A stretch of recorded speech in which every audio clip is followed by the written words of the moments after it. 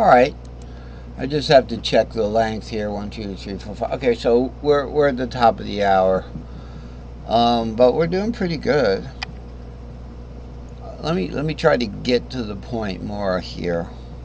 When we're playing a half diminished, there's two ways to do it. We could play the D minor shaped Dorian. Okay, these are the brass knuckle half diminished chord shapes.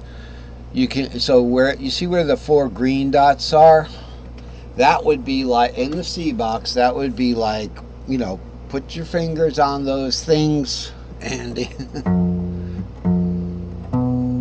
and then you have an open string on the 3rd, and you could also play the 6th there, and you have to kind of figure this out, see how it works for you.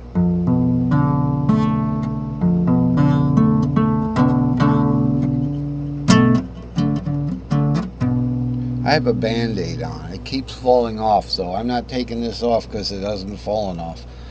But so you can do it that way with the D minor. You don't want to use the F, which is the parent of the D minor, because that shares less chords with the half diminish. The Dorian shares 2 notes with the half diminished and 3 notes with the half diminished 7th. The F at best shares 2 notes with the half diminished 7th and only 1 note with the half diminished itself. Now, except for the fact that the F, if it's the Lydian F, then it's going to share the root too. But still, it's a trade-off. And that's a good point. That's a good point. The Lydian F. Now, the problem is when we're playing chords, we're only going to play a triad. You're not going to get to that augmented Lydian 4th. All right? So it wouldn't come out in the wash. So the bottom line is you go to the major, you go to the grandparent. E is the grandparent of B half diminished. The E-shaped Lydian 4th is the grandparent of the C minor diminished 5th shaped 7 half diminished chord. Okay, that's so I'm not trying to show off. I'm just trying to keep the record straight. And I also, when you hear me saying a lot of descriptions like that, I'm trying to keep it without putting a key to it. So it's just whatever scale member it is. So let's look at this. Remember, here's a C major shape. That's the C major chord, okay?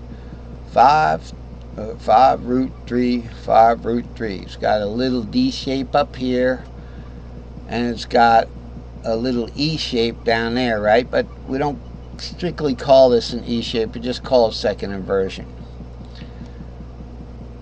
If you drop this down and look at it as the C shape, the C shape has the root on the 2nd string, right?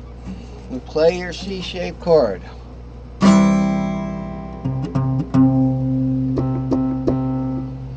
right, there's your root on the C shape chord. Drop that down 1, and you're going to do a C shape from there. Well, guess what? The C has to go down and get the 5th of the 7th. 1, 2, 3, 4, 5. That's F. Because remember, the 5th of the 7th is the 4th. The 5th of the 1st is the 5th. So the 4th is the 5th of the 7th, because it's not octave yet. It's 1 down. That's part of doing these intervals. So it's like saying, like, if you're on Phrygian, which is E minor in the key of C, right? The 4th of Phrygian is going to be A minor. That practice counting and use a piano, and you just stick to the white notes. Unless otherwise, you'll get into it with B flat, and you get into it with F sharp, and you'll when you want to do the keys of E and the sharp keys and hot keys. You'll get into it completely with those, but if you stick to the white keys on the piano at first, so just to learn the modes, that's the way to learn them. So when you go down one step to the seventh, you can see that you just move your hands down, same shape, because piano keys are all the same, and the scales are done out for you. Okay, so the fourth, let's finish this little thing here. So we start at the 7, the 5th of the 7 is the 4th down there, okay, because the interval from its 5th rather to root is an augmented 4th. So remember, this is the 5th of C, alright, rather the 5th of B. See, I'm getting a little mixed up, but what I said is true. Okay, it's an augmented 4th from its 5th. The F is the 5th of B. Okay, back to the octave. So we don't have 5 go straight up. We have 4 go over, because it's augmented 4th. This is a perfect 4th. This is an augmented 4th. Remember, we've got a C minor flat 5. So that's our flat 5 right there. And then we just continue on in the C minor fashion. Now, let's break out of the cage for a minute. Okay, and look at where we are. We were right here, right? Here's our our 5th of the 7th, all right, to the 7. So here's our C shape, C major shape, and here's our C minor shape, 4, 7, 2, and then watch out, we're going to this 4, okay, because the 4 is the 5th, and then for the 5th we're going back up to root. Well, guess what? All the way over here. How did that happen? Because we're going an augmented 4th to get back to root, right?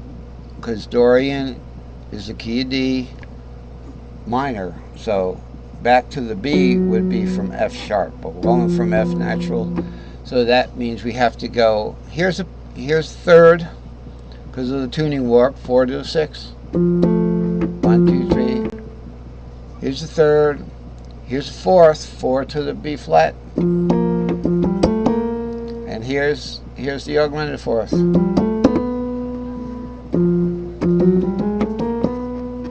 Okay, so we're coming back into it from there. So it's 4, 7, 2, 4, 7, 2. All right, so it starts out as a C minor shaped. I put C minor there, but it breaks into the other box. If you want to take it into the other box, and then you just follow cage there. So in the D box, guess what we got here? We got a D minor shaped half diminished. Alright, where is that? I'll show you where it is. Here's the D major, right? We got D is the root, 5 root 3, right? Oh good, we got a whole minute to do this. So here's the D major up here, D major C, here's the D major E, that little chord up top that everybody loves to play and suspend.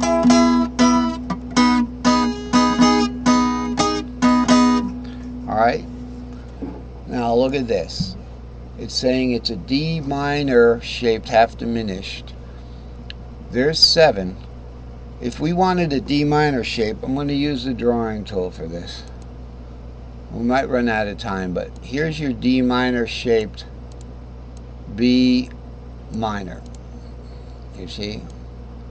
But it isn't this note here. We drop that down, and right here here's your D minor shaped D half diminished. in this box.